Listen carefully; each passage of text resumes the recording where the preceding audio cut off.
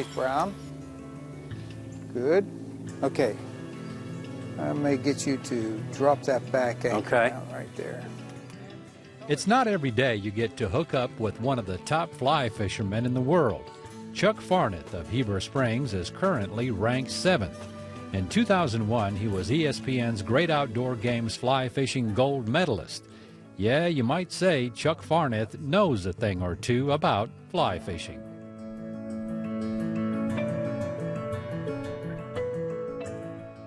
Now, when you push, I want you to push your arm out and snap your thumb. There's your cast. Now your rod tip goes down. This stays in your middle finger only. All right. Your left hand now holds this line. Okay. Right there. You're going to point to the indicator. Pull line with your left hand a little bit, because what you have is a little slack right here, and you want to have to take out as much as you possibly can. And what I did there was I mended. It's a management of the line where you call mend. Move it so that it doesn't hinder the drift of the fly. That indicator helps you a lot. So it tells you what speed your fly is traveling. So you can actually see here that your fly is down 5 feet below that indicator. So when the fish takes it, it'll move the indicator. All you do is raise up with your right, and you'll pull with your left through that finger. What happens is everybody gets excited because they got a fish on, and they seem to forget the fact that the line has to go through your finger. And they pull it out of the finger, and then they don't know what to do with it. I've seen them put it in their mouths and try every way they can to keep tension, but this controls your tension right here. I call that the controller. This is your director. Your thumb is pointing directly to the tip of the rod. So what does that tell you? The tip of the rod directs the line. The line directs the fly. So anything you do, you point your thumb to the direction you want to cast. So when you come up and you point your thumb over here, that's where your fly is going to go. See that? Contrary to what others may tell you, fly fishing is not all in the wrist. Come back up here. We're going to come over your left shoulder because we're casting to the right, and cast right towards that stick up over there. Push your thumb hard. One more time. I want you to do it. Slow back, wait. Now push hard. Not bad. We're getting a little wristy. I saw that come away from your forearm a little bit, so let's try it one more time. In your finger. There you go. Stop. Pull this back real slow. Now when you push, you want to put, see the energy? That's the kind of energy you want. Now don't use your wrist. I want you to push your arm. Now push it. Not all in the wrist. Right there. That's it. It's exactly right. Push it. That's it. Good. See how much further you got? So if you do this, you're just going to tell the line to go up in the air and fall down. You want to push it.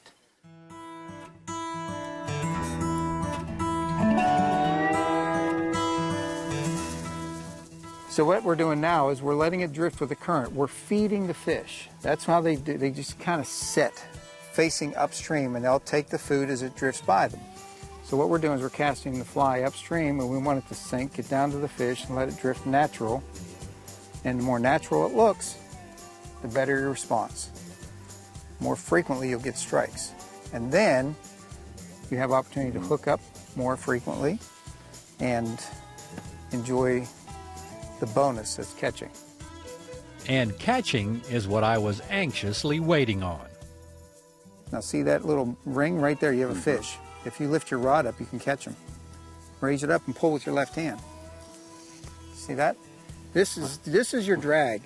If you're familiar with the spinning rods, your finger right there controls the tension. Remember I said about it being a controller? Yeah. That's your drag system. And if you try to stop the fish, the line's light enough, he'll break it.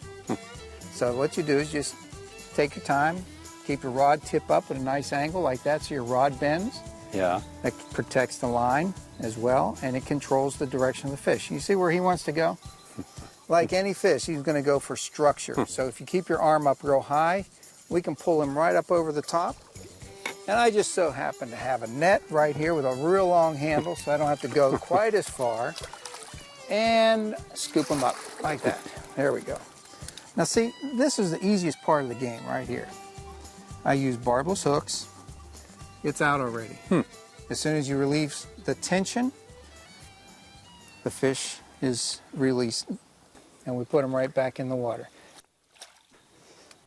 With fly fishing, it's very easy to lose interest if you're not catching anything versus the typical rod and reel bait fishing.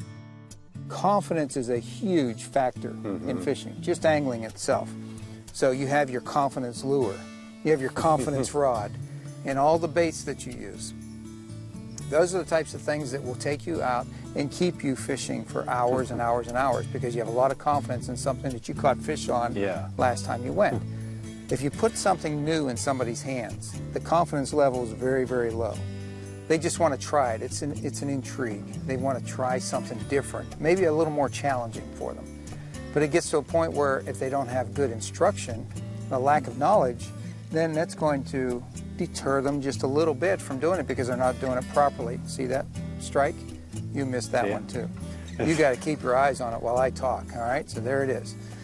So the point is, a lot of people go out with a fly rod with good intentions, but they end up getting discouraged and frustrated. So the rod sits in the corner, collects dust, and it stays there for probably decades until the grandkids grow up and, oh, we'll try it again.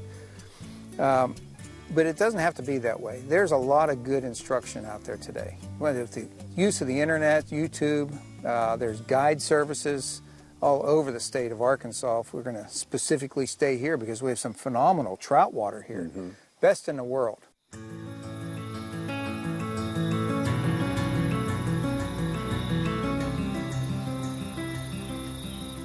This is one of the ways that I find to be therapeutic. That's probably the reason why I started fly fishing. Number one is I love challenges. Bait fishing was just too easy. And I didn't want to kill all the fish that I caught, and I caught a lot. And whenever you use bait, they oftentimes swallow it. But what happens when they swallow it is the hook will get into the internals and it'll tear it and it'll cause the fish to die. Even though it swims off, it'll die. And I just try to catch and release so that somebody else can come out and enjoy it.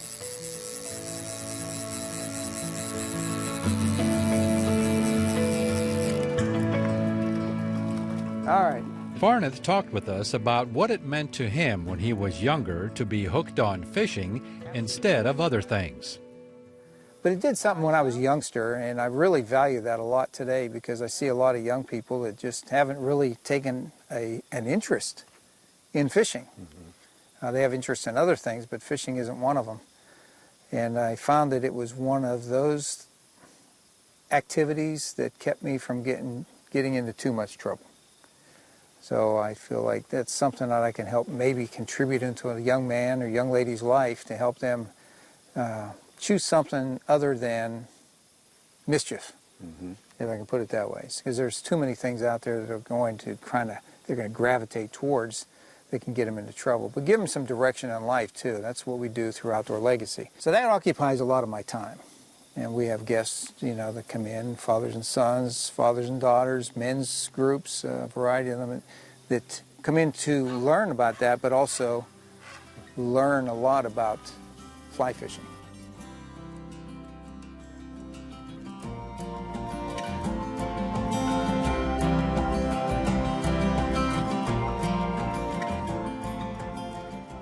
After catching a few more rainbows, we decided to move to another area downstream for the browns.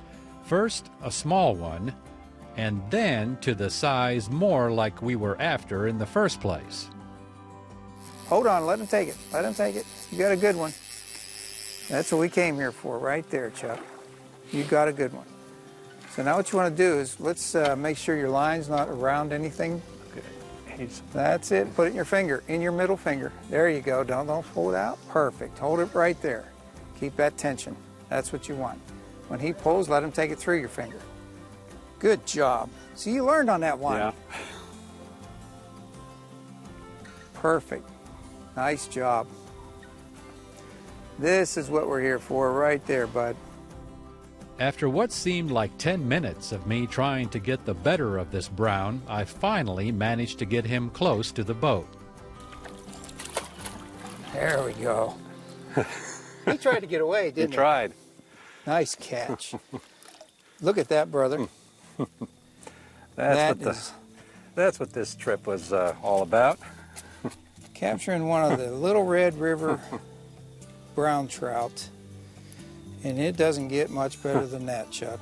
I'm going to lift him up so we get a good view. Oh, yeah. Get the hook out. This goes to show that you don't have to have a lot of experience, but if you come to Little Red River, it's a part of exploring Arkansas when you can catch fish like this. That's a good one. That is a good one right there. I couldn't have said it any better.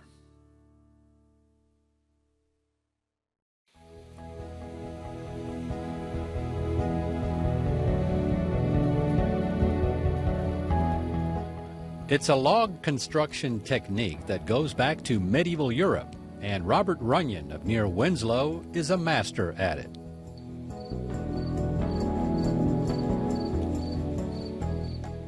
That's kind of your primitive, like the way the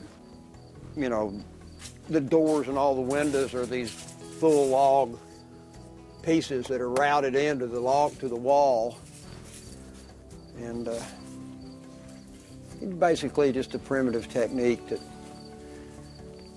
before they started refining the building techniques.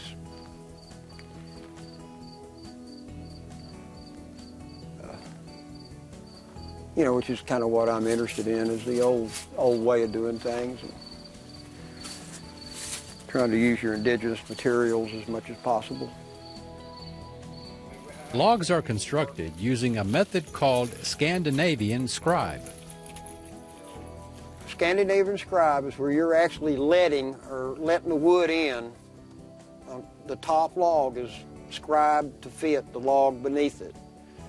And I have a tool, it's like a caliper, and you set the log up with like a 2-inch gap between them, and then you take your scribe and you benchmark it, and it's got levels on it where you can mark the exact contour of the log below. Then you turn the log around upside down and you cut to your mark, and you can achieve a very tight fit that way. And sometimes they got to go in and out 2 or 3 times, to get the fit that you're after. It's just an old world technique that's been around for several hundred years, and evolved in Sweden and the Scandinavian countries. That's why they call it Scandinavian scribe.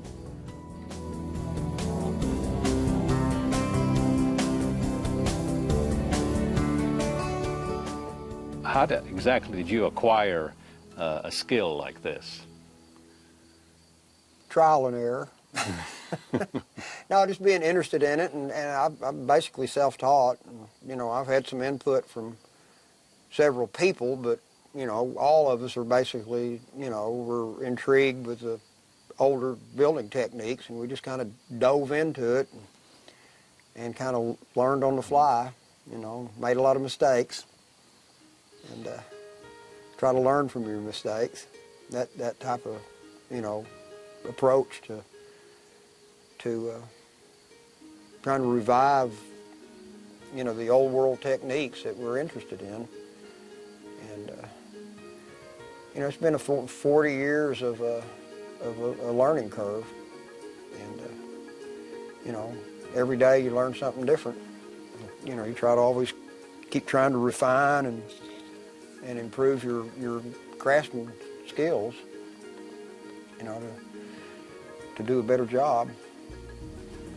So, did a lot of research, went to the library back in my youth, when I was oriented in this direction. I did a lot of research up at the library and had the good fortune of working with some good architects and stuff, and learning, proportion and, balance and that type of stuff in a building. And so it's just been an amalgamation of, a lot of different sources, to get there. In particular, the Bible that you said you had, that you took a lot of information from. Yeah, that was a book written by a man named Herman Phelps, who was an architectural doctorate German, pre-World War II, and he just referenced and researched all the old building techniques, you know, in Europe, basically Scandinavian or German, you know, northern France and that area, Eastern Europe, Russia, Finland, and those areas where log building was taken to basically an art form. Mm-hmm. There's still buildings over there that are 800,000 years old that are still in use. Mm. So, you know, it's quite a tradition behind it, and it's been refined to a lot higher degree than what was took place in this country. I guess basically because it was, you know, has been evolving for 1,000 years. You know, and here in this country, it's always changing, you know, and so, you know, we've just mostly been interested in trying to preserve and get some examples of this type of building construction, you know, on record. So basically, it's medieval Europe, construction. Mm-hmm. Basically, yes. And some of the techniques in this house are some of the rudimentary, you know, from 700,000-800,000 years ago. The joinery work and the, you know, like the door frames and the window bucks, I call them, and stuff, where you're using actual logs and trying to incorporate rock and stone and log together into one, you know, homogeneous structure.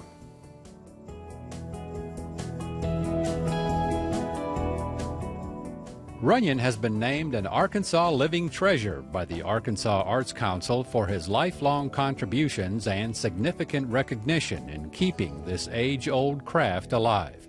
But he's not taking any credit for it. This isn't about me. The award was about several people. I just happened to be the one that fell on, okay? And but I've got some really strong relationships with several stonemasons and log builders. We're all stonemasons and log builders because we're all, Butch Byers is one, Jim Milwee, they're the two main ones. We've been working together and been fortunate enough to have working careers where we've been compatible with each other for 40 years now, which is kind of unusual. We've had our little falling outs and disagreements and stuff, but you know, we adhere to each other because we believe in each other. And like I said, the award wasn't just strictly about me, it's about several people. I call them peers and patrons.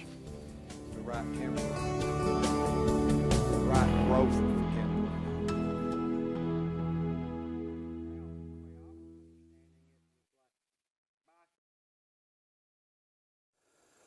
The last time we met up with smallmouth bass guide extraordinaire Dennis Whiteside, conditions were brutal, to say the least. Temperature was sub-zero and Crooked Creek was partially frozen. Well, this go-around is much, much better. Short sleeve weather, oh yeah. We're going to head on down the South Fork of the Spring River and see just how many smallmouth we can catch.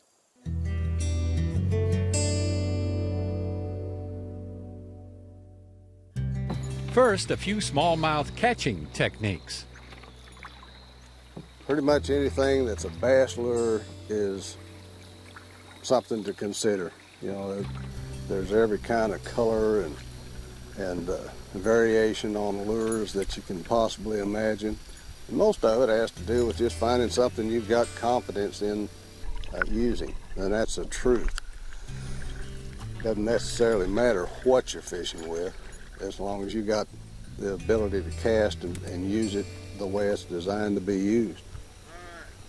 In my view, a lot of the fishing success comes down to where is that fish at and getting it within a foot or two of where the fish is when you make your cast. Otherwise, you just aren't going to get that fish. Dennis also pointed out the importance of smallmouth conservation. Once you know what a smallmouth is on stream fishing, it doesn't take long to become an advocate. Lots of people now that really know what smallmouth fishing is all about catch them and release them. I call it CPR, catch, photograph, and release. And I would encourage people to simply do that, and for lots and lots of reasons. These smallmouth and fish, all the fish in these streams are relatively easy to catch, and depending on the time of the year and the conditions, of course, but you can actually take out a lot of the fishery if you don't pay attention, and particularly for smallmouth. They're a wild fish. You can't really raise them in a hatchery and stock them in these streams. So conservation is something to consider. They have everything going against them in a sense. The streams are becoming smaller and more shallow, filling in. Number one, there's degradation of a lot of these rivers that they can recover, but in the meantime you've got a fishery that can be diminished as a result of it. And then you've got folks that catch and keep fish, and if you keep the larger of the fish, that's the brood population. That's the population that is most apt to be able to have a successful spawn. And the general talk is it takes about 10 years for smallmouth bass in these streams to reach, quote, trophy size. Most people call it an 18-inch fish a trophy bass. And here on the South Fork, there's no telling how many, quote, trophy bass I've caught in my lifetime. But I'll assure you there's not as many of them today as there was 20 years ago. And a part of that is people keeping them.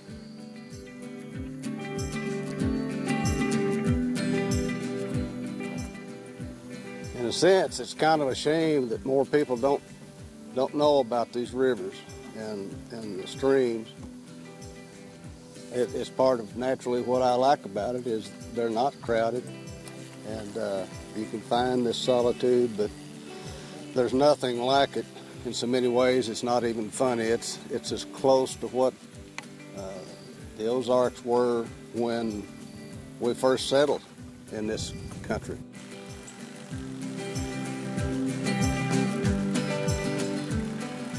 Dennis was catching his share of smallmouth and then some, so I could feel the screws tightening. No pressure, Chuck. No pressure here at all. Just because you've got the GoPro camera, and I'm back here, don't even have a semi-pro camera. Hopefully you catch one. Woo.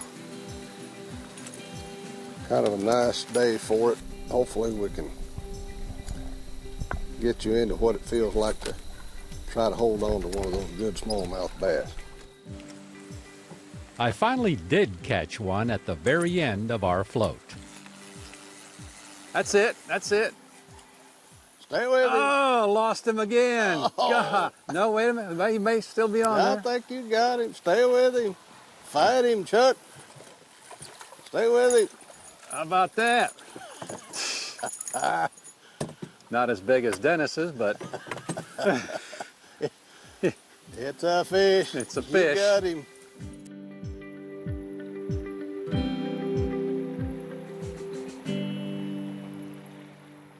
So explore for yourself the South Fork of the Spring River and catch you some smallmouth. And for more on this destination, plus many of our others, or to order a copy of an episode, visit our website at aetn.org/exploringarkansas. And don't forget to like us on our Facebook fan page. And we'll see you again the next time for another exciting adventure on Exploring Arkansas.